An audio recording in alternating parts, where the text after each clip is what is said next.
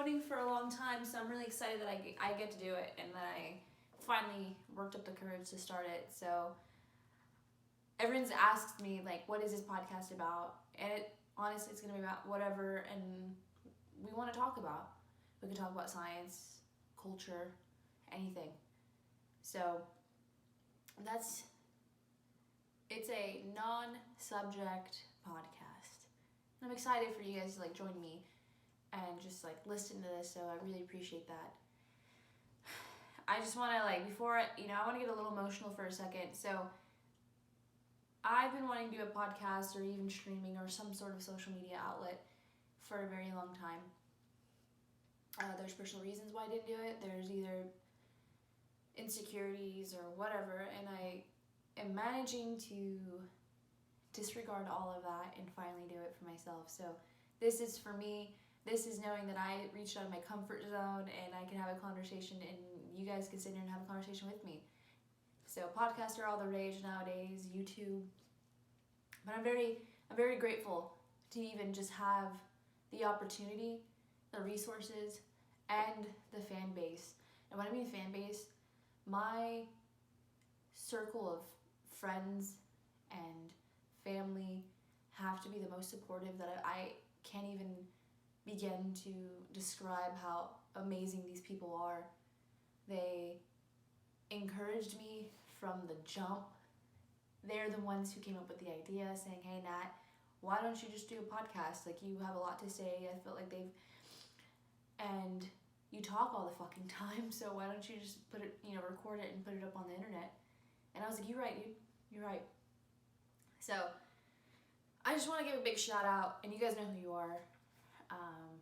I have a really supportive boyfriend too, so I can't even explain, like, it's just a permanent smile on my face right now, just for all the good feedback and all the good wisdom and encouragement that my fellow friends have put out for me. And so it's not gone unnoticed.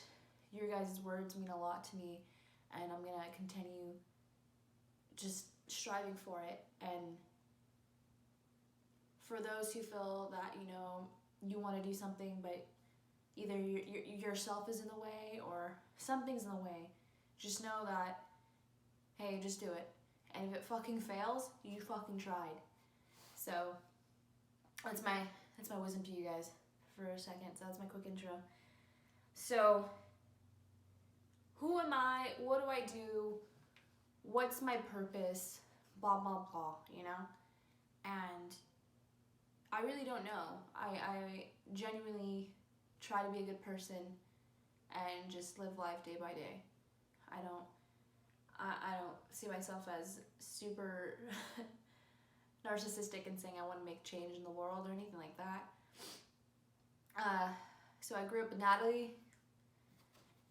That's who I am, Natalie. I grew up in Alamogordo, New Mexico, which is a very small town in the southern region of New Mexico.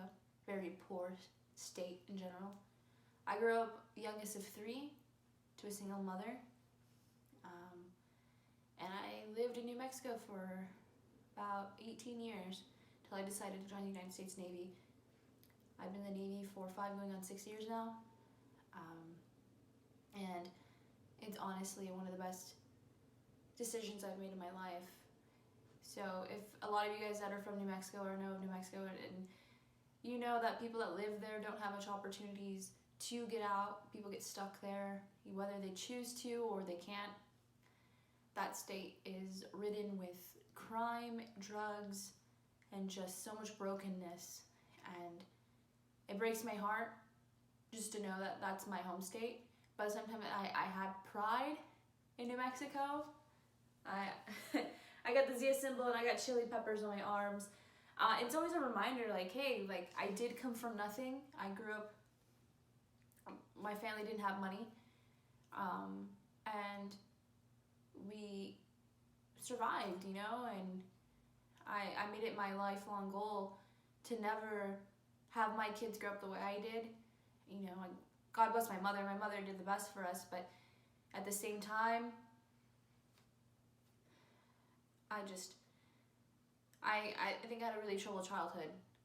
And what I mean by that is just so much going on all at once, but I don't dwell in the past, nor do I blame my parents or my mom, because that's the only one in my life. For my issues or my problems, I don't play that victim card thing. Blame my mother for the issues that I have. It's not how I roll, but you take it day by day, and you keep it pushing, and you be better. You're better than. I wake up every morning, it's like, I want to wake up being a better Natalie than I was yesterday. Not a better, like, I don't see my friends, because my friends are successful. My friends are incredible role models that I want to emulate, and I aspire to be like them. And one of them is my good friend Christina, and I have so many good friends that are, like, encourage the hell out of me, but I don't want to be like them. I don't want to be them. I want to be a better Natalie. How can I wake up every day and say, hey, these are my issues, these are my problems, they're no one else's problems but my own. I can't blame anyone else for my problems, but I want to fix them. And definitely growing up in a very poor and broken state, a lot of times that I see is that people do blame the government or other people for their misfortunes, and whether it is someone else's fault, I try my best to like look at the situation and say, what could I do better? What am I doing that is causing this strife? What am I doing that is causing this issue? And that's how I move on. So yeah, I graduated high school pretty early, Alward High School, and if you guys went to high school with me, definitely holler out. I wasn't, like, Natalie in high school was completely 180 from what I am now, black and white. I was shy, I was timid, I worried so much about what other people told me. I got bullied a lot, and just, I felt like a lot of that has to do with I didn't have good, surround myself with the best people. And, when you're growing up, you don't know how to necessarily blend in or fit in, like no one does. And so of course everyone's worried about what other people think, but because the way I grew up, I remember a lot of times, like, I sit back and I think, I'm like, dude, like, these people were my friends and I used to think so highly of them, but I would get made fun of for, like, my clothes, my hair, like, so much materialistic shit. And I would, like, let that shit, like, fester inside of me and just wonder, like, hey, what am I doing? And the biggest win, and this is what I'm telling anybody that's listening to this, if you're in high school and you're getting bullied right now, let me tell you something right now. I was bullied from middle school to elementary school, bullied, and I deserved it. I was not a good person. I would bully myself, like the way I thought, my thought process, the thing that I did, mannerisms. But at the same time, that made me such a better person. Like, I'm tough as fuck now. Like, let a motherfucker try to fight me. I'm just kidding, no. But I thoroughly think for everybody that's out there listening, and I want to drop your name about the people that would torment me in middle school and elementary school. High school, it was just more of like politics. Like, teenage girls are like really mean. But I tell you, man, like, I had a really like shitty just with people, I don't have a childhood best friend that I've like known forever, and then we grew up together, and then like we're in each other's weddings. Like, that's not my life. But if I can go back in time, and I know I got asked this question, if I can go back in time and change who I was in high school, would I? And some of me like wants to say yes. Like, yeah, I would fucking change myself. Like, I would change myself in a heartbeat. Like, I wish that I dressed better. I wish I acted different. I wish that I went out for more sports. I wish that I took more initiative. I wish I didn't get bullied so much and I wasn't such a passive like person. But at the same time, no. Because I'm not content, but I'm starting, like, I already know who I am as an adult. So thanks for everyone who bullied me. Like, thank you. Thank you for making me cry at night. Thanks for not inviting me to those parties. Thanks for just being really cruel people. Because anyone who's getting bullied right now and you want to stop bullying, I understand. I'm kind of like on the fence about like these bully projects, because bullying builds character, but sometimes it's out of like, definitely some shit's out of context, so I'm gonna stop there. But I'm telling you right now, thanks for everybody who bullied me. Because if you're getting bullied right now, and I keep going wrapped around and getting bullied right now, just think back. I've been out of high school for 7 years now. Those who bullied me are not where I think that their potential could be. I'm not going to say they're pieces of shit because I don't know them. I don't know who they are today. But what I do know is that they message me and saying, oh, you look so beautiful nowadays, like you look blah, blah, blah, blah, giving me empty compliments. And I see those people, and part of me wants to be vindictive and say like, fuck you for making me feel like shit. I want to make you feel like shit. Other than that, I just keep it pushing. But what I do know is that I feel like they're not at their maximum potential at the age they are right now. Like, people I went to high school with are 24, 25 now. The minimum should be right here. These people are right there for maximum potential. Your girl, all the way to, no, I'm just kidding. But that's all I have to say. And so if that gives you any insight for anybody that's getting bullied right now, keep your head up. Keep it pushing. Don't be vindictive. Don't get down to their level. Some people do need to get their asses kicked. And if you want to go beat somebody up, by all means do it. I'm not inciting violence, but that's what's rewarding. 7 years it takes for me to see someone that really, truly hurt me. And I see them where they are now, and it's kind of like the universe, ultimate karma,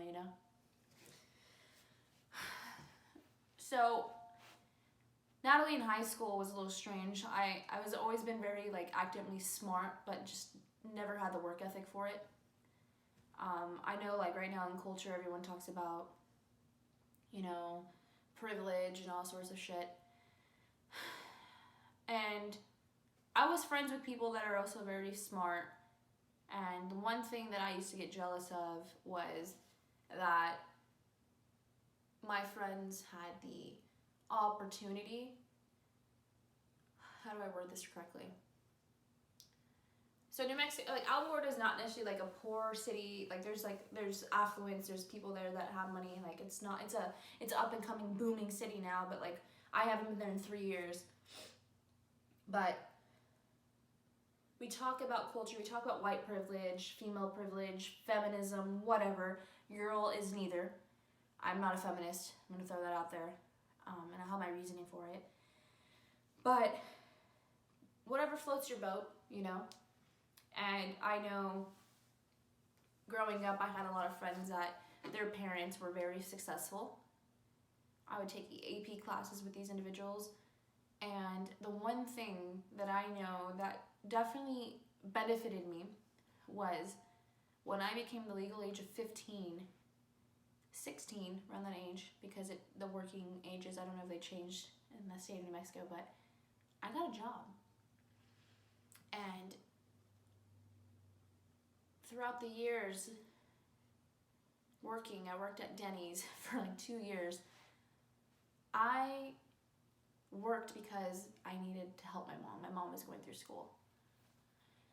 I worked because I needed to help, contribute to our livelihoods. And I feel, and I definitely agree that if I didn't have to do that, I could have focused wholeheartedly on academics. I had friends that didn't have to work, had the privilege of not working and solely focusing on sports and academics. And they're very affluent people now. They're very successful. They went on to go to colleges and graduated and now have great jobs, and I'm very proud of them. I have no jealousy towards them at all. But at the same time, I would get very flustered because I never lived in a house. I lived in a trailer my whole life, never lived in a house. And I would go over to my friend's house, and they lived in these nice houses and very beautiful homes, and I know it would make me feel some sort of like, now it's ungratefulness and not understanding, not being able to comprehend finances. And I would ask my mom, like, why can't we live like that? Why can't we live in these big houses with have pools? Why don't I have both parents? Why don't I have a nice car?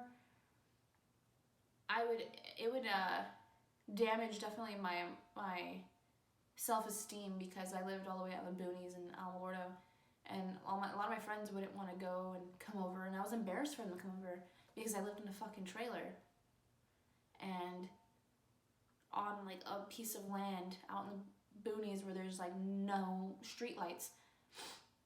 And it would definitely make me insecure, and what definitely would damage me even more is that when I did want friends over, their parents didn't want to either drive them all the way out there, or they said it's not safe out there. And I didn't understand that because I thought where I lived was perfectly fine. But as time continued, I was incredibly just embarrassed of where I came from, embarrassed of my family, just because it didn't look like everyone else's. And I would question my mom, like, why can't we buy a house, or why do we have to live all the way out here? I don't understand. Like, my mom is supporting just, me and my sisters just with on one sole income. We were on welfare, we were on food stamps.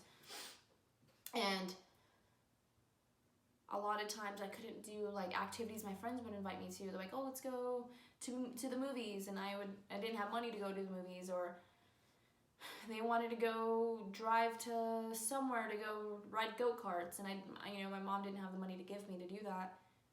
So I had to start working really young. And the biggest problem that I'm seeing with privilege is that a lot of people aren't having this conversation. There's economic privilege. My friends who I envied, I did as a younger age, that they had the opportunity to do whatever they wanted on the weekends. Their parents gave them money.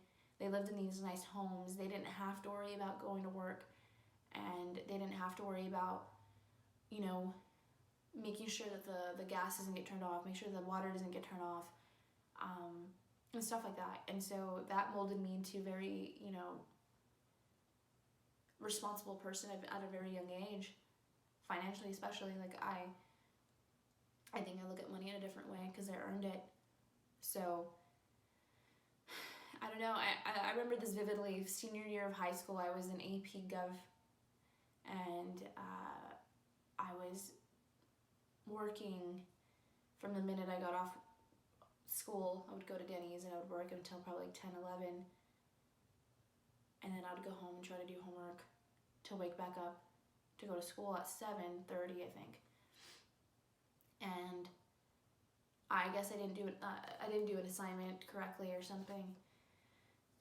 And one of my favorite teachers, who's always gonna, stain my memory of just being a very beautiful person, and it was Mrs. Verdon. And she's like, I know this isn't your work. Like, your work, like, you're better than this. I know you have the capability to provide a better product. She's like, you really need to reconsider working at Denny's. And I remember just shaking my head. I'm like, I don't have that option. I have to work there. I need to help support my mom. My mom was traveling to Las Cruces to go to college. She was commuting back and forth while going to school or having a job, and I kind of was like by myself. I had to make sure that I could help pay for bills and pay for my own gas money and stuff like that. And that was like a huge, that interaction right there is going to be something that I'm going to carry for the rest of my life.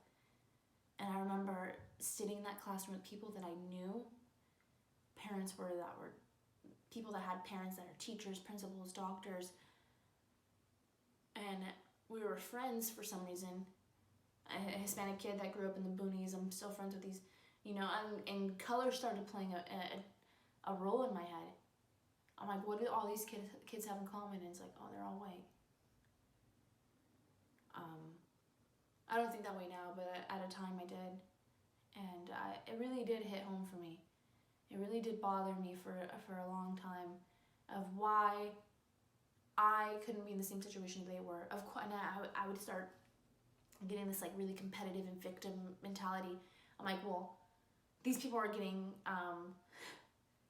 recognized for their academic excellence, and I'm like sitting there like, well, if I had money, if I didn't have to work at Denny's, if I didn't have to work at the diner, if I didn't have to sacrifice my off time that I could be doing homework, I would be on that. There was like a wall of like the National Honor Society, and I was like, if I had the damn privilege to be able to do that, then I would be on that wall. I gave myself excuses, man, like for what? And I started living like that victimhood mentality for a long time, and just like, it's so exhausting. If you're out there and you think that woe is me and everyone's out to get you, dude, fucking wake up. Because that is not a way to live. That is so exhausting. I don't even know how people can live like that. But graduated high school by the skin of my teeth. And every teacher that I've ever had, I've had a conversation with along the lines of like, you're incredibly smart, but why is your grade like this? I didn't have good grades. And I'm sitting there saying, like, I hate the school system. I hated it. I'm like, dude, I can retain information really well. I can read a book. I can do whatever. I can fucking recite you whatever you want. But why do I have to do, like, homework? And it wasn't my style. Like, academics now, like, later on in my life, yeah. But that's, like, also what has followed me is that when I joined the Navy, everyone's like, you're smart. Like, what are you doing? Why are you in the Navy? And I always say, like, look, school was never for me, man. I can be smart, I can be articulate, I can carry a conversation, I can contribute to things with an honest opinion. But you put me in a classroom setting, your girl spaces out and stares at the corner of the walls. Like, I can't do it. Can't do it. So I graduated in 2013, and I decided to move with my mother to Las Cruces, New Mexico, which is 45 minutes south of Alamogordo. And I went to New Mexico State University for 1 semester. And what was that 1 semester? A waste of money and a waste of time. I did not have the discipline, nor did I have the urgency or the want to be in college. I just did it because all my other friends did it. And I remember I had, what classes? I had theater, math, and I forgot what other classes I took. But I was in this calculus class, I think it was calculus. I don't know. So I did a placement exam and I placed pretty high in math. Don't even know how I did that. And I remember being in that class and I was like with older people. Like, I think I was probably the youngest person in that class. And the one thing that I hate that the stigma is that, like, you have to go to college right after high school. And I was like, why am I the youngest person here? Like, doesn't everyone go to college? But that kind of, like, told me, like, showed me a perspective, like, I can go out into the workplace and then come back to college later. Like, I don't need this right now, right here. And I was in theater. Again, I was the youngest person in theater. And everyone in this class is, like, were 25 to 30. A lot of them were in the military. And I remember I was driving to, where was I? Man, I haven't been to Las Cruces in forever. But I was driving, and I guess they were just building the Dunkin' Donuts that's by Dino's Pizzeria. Is it Dino's? Dion's. I don't know if it's still there. And there's a recruiting station on that road, and I just popped in. And I was just like, whatever. And the only people that were like in that, because if you guys go on a recruiting station, it's all 4 branches that are all within like the same building complex or whatever. And I walked in, and the only people that were there was the Navy. Like the Marines were gone, the Air Force isn't there, Army was talking to somebody else, and the Navy was open. And I walked in, and it was a chief. I don't remember his name. But I walked in, and I was like, hey, like, I'm in college right now. I'm kind of hating my life. Like, I don't know what I'm doing. I'm just curious. And he's like, okay. He's like, let's get you in a pre-ASVAB. I got a good score, whatever. And he was like, all right, well, we're sending people to El Paso, Texas to do MEPS for testing next Tuesday. Do you want to go? And I was like, sure. Why not? And he was like, okay. So I drove back home and just told my mom, I was like, hey, I'm joining the Navy. Or I think I'm gonna join the Navy. And she was like, what? Crazy. And my mom got really excited. So I go to MEPS station. I take the ASVAB, score really well, and they give me a list of jobs. I was supposed to be air crewman, and that was it. They gave me a ship out date, and it was July 2014 that I was supposed to ship out. This was around December, January of 2014. So I had like 6-7 months to pretty much chill, get my life in order, say bye to everybody because I'm leaving. Like, I'm leaving New Mexico, and I was like, you know what? I'm happy I picked the Navy because there's no bases in New Mexico. Like, the Air Force and the Army have bases there. And it was exciting. And I was excited to do it. I packed my stuff up, and I lived in my grandma's house. I started working at a car dealership, and I was really excited to start my new life. And I wasn't happy in New Mexico.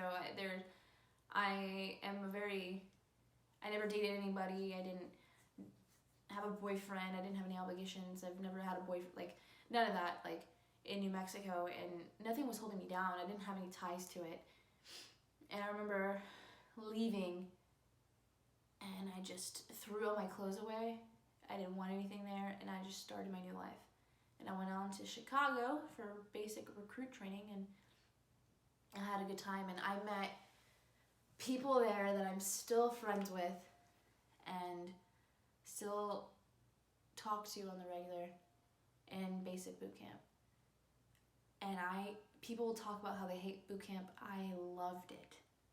The food was the greatest food. If you join the military, if you join the Navy specifically, the boot camp's like the best food you ever get in the Navy. I made friends. I met people from places I've never met. And it was a career change that I'm happy that I did. And I graduated. My grandma, my aunt, my mom came to watch me, and it was just the most like comforting thing. Like, I did this. Like, I got out of Dodge. Like, I got out of New Mexico, the land of entrapment is what they call it. And I did it. And after that, so in boot camp, I got re-rated, is what they do. They change your job. So rates are jobs in the Navy. And so when I got re-rated, they gave me the option of like, okay, you have 10 minutes, by the way, there's 3 jobs on the list, pick one.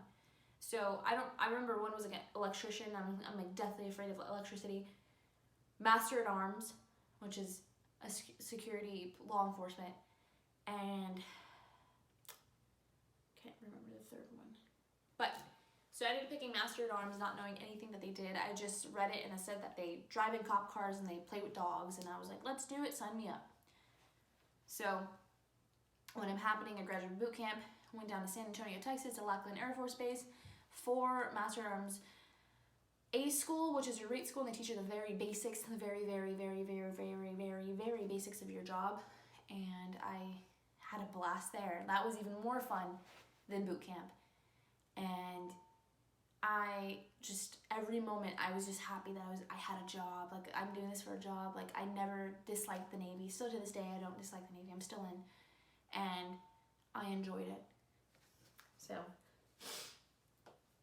I don't know if they do it anymore, but when you're in your A school, which is your job school, you would have to do a PRT, which is a physical fitness test. You had to do a actual written test, and you'd get ranked to see where you pick in line for jobs. And that's when I picked to go to the USS Ronald Reagan CVN 76. I've been on 3 carriers, so yeah, 76, down in San Antonio, California. Or what the fuck am I talking? San Diego, California. San Diego, California. And that's where I spent 3 years in San Diego. I was on 3 different carriers as Master at Arms, security, and again, had a blast.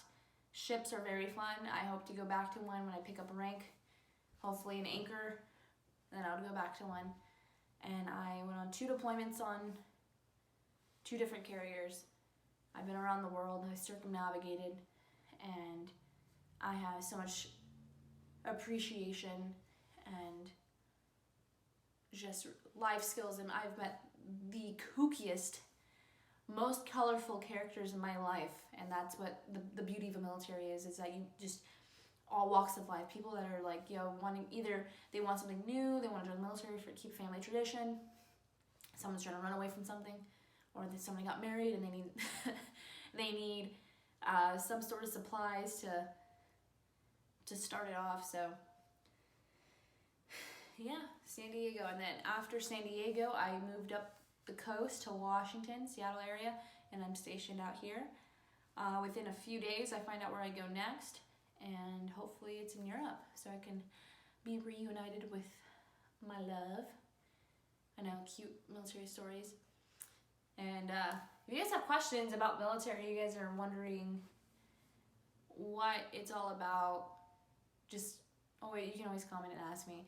So, this is one thing, I'm not talking shit, but I'm gonna talk shit. So, I've seen a lot of girls that go on and they talk about the military, and let me tell you, a lot of them, what the fuck have you done in the Navy? Like, dude, I can't even begin to explain. Air Force, Marines, Army, I don't know what the fuck you guys do. I'm not in that branch, but look, this thing's on. All right, if you're getting advice for some chick that is talking to you in her barracks room and she hasn't even been to a duty station, why the fuck are you no, I'm just kidding. No, that's actually just me being venting right now. Dude, I there's plenty of people that can tell you what's up about the Navy. Go to your recruiter, talk to me, talk to somebody that's super real and honest. But it suggests these people to me on Instagram, on Facebook, on YouTube, and I'm not, you know what, do your thing, dude, I'm not fucking stopping you, girl power, whatever. But it frustrates me. Straight up malfunction. So the last thing that I was talking about is that if you honestly want to really dive in and know what the Navy's all about, there's literally people that get paid for it, people that go to school and go to training for it. So hit up your recruiters if you guys want more insight and more information. By all means, I encourage everyone to join the military, especially if you need structure, you need discipline, you need some sort of thing to get you on the right track. It's only now they're only doing 3-year contracts nowadays, and by all means, I encourage it. I really do, because I can honestly say I didn't have that much discipline and structure in my life, and I don't even know where I would be if I didn't join the Navy. I don't know who I would be or what I would do and stuff like that. But another thing, so I know it's really popular. You see them on Instagram, you see them on Facebook, like Jocko Willink, who I follow on Instagram. Tim Kennedy, all these people, they're tough as fuck, right? And if that intimidates you, we're not all like that. I'm tough, but we're not all necessarily get and, go and run 16 miles in the mud and stuff like that. Just David Goggins and stuff. So like, we're normal people, you know, and just our mentality and our views on life are not much different than anybody else's. I still have my own opinion that I keep to myself, keep my opinions at the house. It's because I don't get paid to have an opinion. I don't get paid at work and start petitioning because I signed a contract saying that I'm going to, you know, do what's the best interest of the Navy. And as anarchist as that sounds to some people, I can understand. I was on the different side of the spectrum. Like, I used to be super liberal and super against, like, the man, you know? But at the same time, it's not like that. The Navy, you can have your own opinions on life, your own views on life. Just when you're in that uniform, you gotta keep that shit to yourself, you know? So, what is this purpose of this podcast? And I know a lot of people are asking me, sending me like texts and message me on Instagram and stuff like that. And there is no purpose where I want to take this. There's a lot of things that I want to talk about, a lot of things that I want to surface, a lot of things that I think should be discussed and have like a real conversation. And I just, if you guys want to like ask questions in an open forum, like I'm all about it. I'm all about, let's be honest, let's stop being so PC. My dogs are fighting in the room.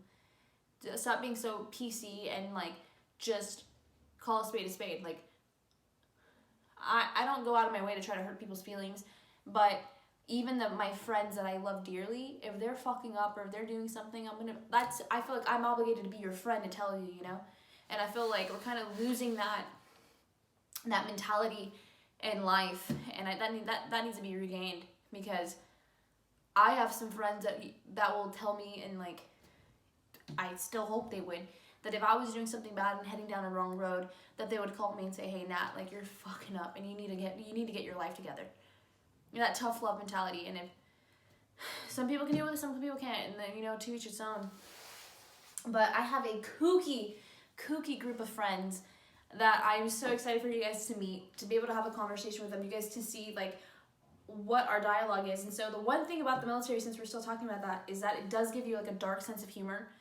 So, and when I bring my friends on and you guys are like, what the fuck are you guys talking about?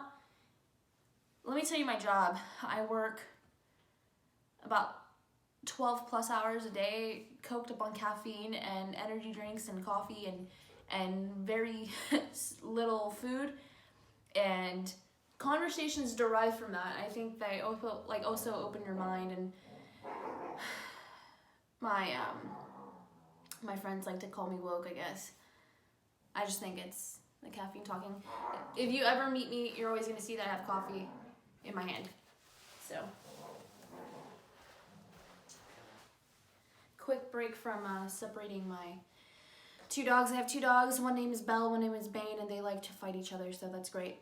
It's always something with them too. I think it's gonna definitely gonna prepare me for kids, because you can deal with two shepherds that are both like young in a small apartment. Whew. Whew. That's a lot. So yeah, just a kooky clan. So you gotta understand, like, our jobs, like, so all my friends I can bring on, I do work with them. They're also in the military. I do have some civilian friends that can bring perspectives on dating military. That's definitely gonna be a segment, like, love life in the military. And we're just a kooky clan of people, you know, like, we live in such a dark time with COVID.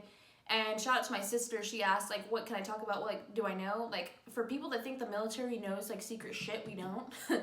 We just know just as much as you guys, and I honestly think that they downplay a lot of things because of our obligation to our nation. Whew, put that shit on a fucking bumper sticker. But our obligation to the country and stuff like that. So I know everyone's locked up and cooped up in their apartments, in their houses. Well, things will get better. I still have to work, if that makes you feel any better. Quarantine who? Not for me, but just kidding. So we can give a fresh perspective, especially in dark times like this, and kind of give you guys like something to giggle at. And I do have sea stories. I know a lot of people want me to ask about that. So I do have a few questions I want to read off. So What fucking wild questions you guys got for me? All right. What are 3 habits in your life that you want to improve? So I'm assuming you mean bad habits. Your girl bites her nails. And if anybody knows me, I'm always chewing on my nails. And I read it's like a form of anxiety. I also read it's like you didn't get fucking coddled enough as a child. So thanks, Mom. Shout out to my mom. But I don't know. I'm always like, I need something to chew on. I chew on my lip. So the inside of my lip is like, I'll say chewing is like one habit. What's another habit? Your girl's pretty much like perfect. What the fuck you want to say right now?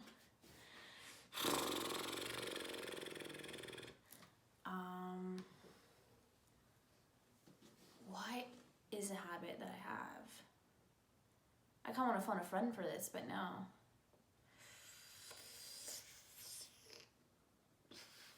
I don't eat leftovers. I don't know why.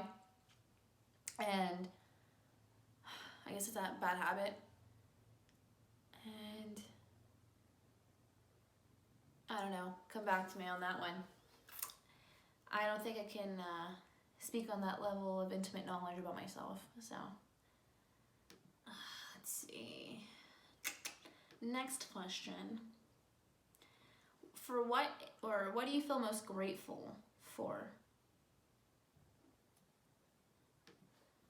What do I feel most grateful for?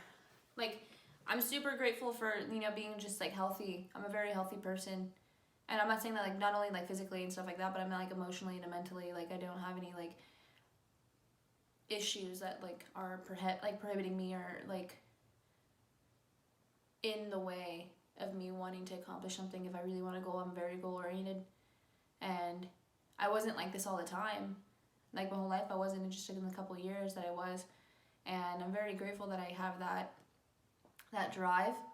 I'm very grateful for what I grew up with, like the adversities that I dealt with and adversities that I've overcame, and it just molded me into a good person.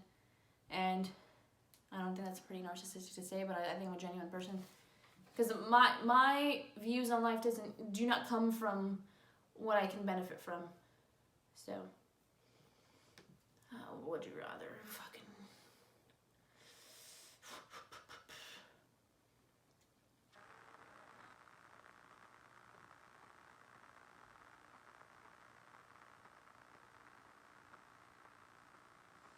Would you rather be an ugly genius or a hot idiot? Beat your brains, pretty much is what it's asking me, right? What kind of fucking questions are these, by the way? For sure, ugly genius, because your girl can always get her, like, you can get, like, Kylie Jenner face fixed nowadays, where, like, I don't know, I feel usually smart girls don't really get dudes anyways. Like, it's definitely for a guy. Like, you can be stupid and attractive and get, like, a genuine dude for some reason. I don't know. These questions are fucking hella weird, guys. Like, I'm not gonna answer them. But, whatever. Move on next. So, thanks for hanging out with me, guys. It's about, like, 45 minutes in. An hour almost, 50 minutes. I didn't expect to talk this long, but I did. And I'm pretty proud of myself for it. So definitely, I just want to give a shout out. So the one friend that's definitely helped me with and provided a lot of equipment for me to start this podcast and definitely was pushing me to like get out of my comfort zone. Michael, Jimmy John, Jacobs, Juniorheimer, Smith, Giles. So if you guys are into video games and into streaming, I have 2 good friends that are really into streaming. And so on Twitch, follow Tipsy Calamity. I'm going to put their link in below and stuff like that. So that's Michael Giles. He's a really good friend of mine. Provided all the equipment for me. He's up and coming, super smart dude when it comes to technology and stuff like that. So that's his dream, I guess, is to be a streamer. And also one of my good friends, Adam Lee, playing with bars. That sounds like a SoundCloud name, so I don't know if he raps too. But give that ginger a wonderful hug through the internet. And follow him also on streaming. And there's another guy named Hill that I work with. I'm going to give him some props. So, Baby Carlos 35. Apparently this guy's fucking insane when it comes to Call of Duty. Your girl's like tiptoeing and kind of like experimenting with this gaming stuff, but like not necessarily like my huge, shocking, right? I'm not good at it. I know I'm pretty much good at everything, but not gaming, except unless it's Nintendo. And give him a follow, give him a view. Again, thank you guys so much for entertaining me, or even me entertaining you, whatever it is. So I appreciate it. I'm gonna try to film like every other 2 days, nothing too serious. I know it's gonna be a lot more videos coming your way with this corona. So thank you so much, guys, for enjoying this. And please subscribe to my YouTube channel if you want more updates and more conversations. And I really want a good, good feedback. I don't know what the fuck I'm talking about. Again, ADHD, what up? Drinking caffeine, living my best life, living my loco life. And I'm probably gonna edit this video and watch Workaholics because that's my shit.